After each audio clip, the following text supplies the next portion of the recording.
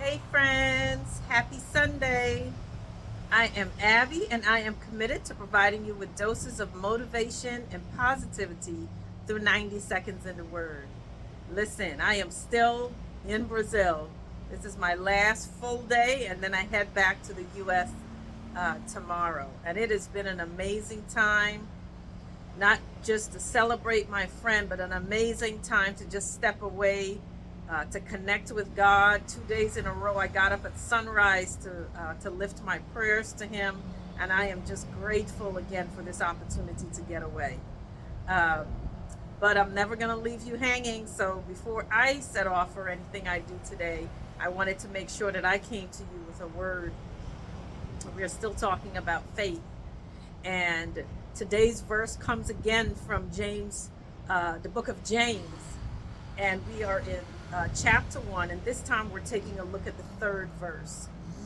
And it talks about, and you know, or because you know,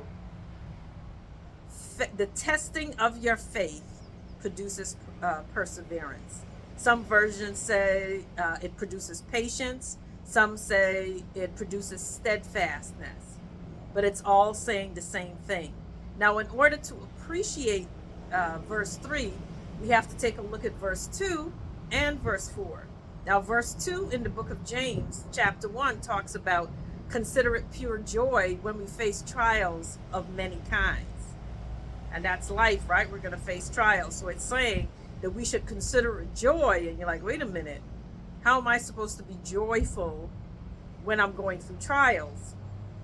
Then in verse 3 it says, because we know that the testing of your faith, right? Because that's all it is when you're going through trials. It's a testing of your faith and you're trusting God, that it produces perseverance.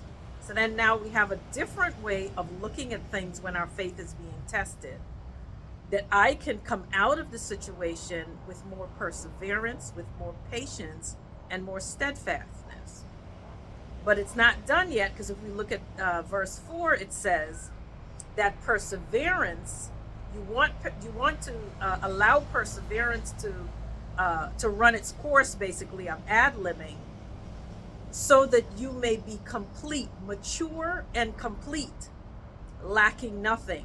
So we go from the testing, we go from the trials to the testing of our faith, to perseverance and steadfastness, and out of the perseverance and the steadfastness, we get maturity,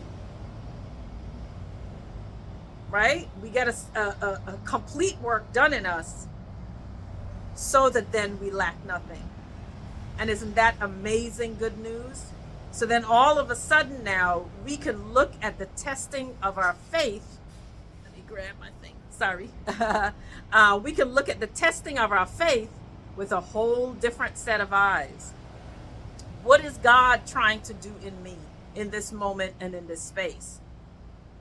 What is it that I'm going to get at the end that I don't have now, that I'm struggling to see now? How is it equipping me for the next time I face a trial? Because there's always going to be trials, unfortunately.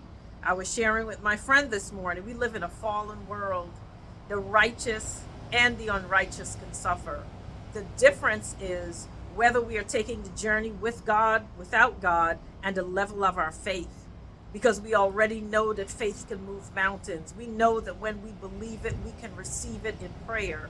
We know that when we don't allow our faith to be tossed and blown in the wind like the sea, that we can receive, right? We know that when we don't grow weary in well-doing, that we shall receive our reward if we faint not. All of those things are reminding us to walk in our faith. And today's verse is no different, except today's verse is telling you what is it that's getting, for lack of a better word, squeezed out of you. It's a level of perseverance, patience, and steadfastness. And let me tell you, we need it in this world and we need it in this life. So I want you to look at your situation, and whatever it is that you're praying and believing God for, know that you will walk away not only having those things that you're lifting in faith to Him, but you're going to walk out stronger. You're going to walk out bolder. You're going to walk out more resilient. Your testimony is going to change somebody else's life.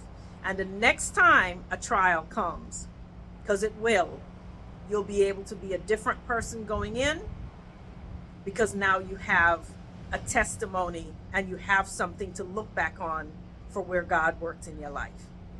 All right? Remember, I am taking this journey with you. I had shared a couple of days ago, me being in Brazil itself is evidence of a faith walk, because I was so tested in the last 2 months. All right? Let's continue to do this. Let's continue to trust God, and let's continue to walk in faith. Stay encouraged, my friends, and I'll talk to you soon.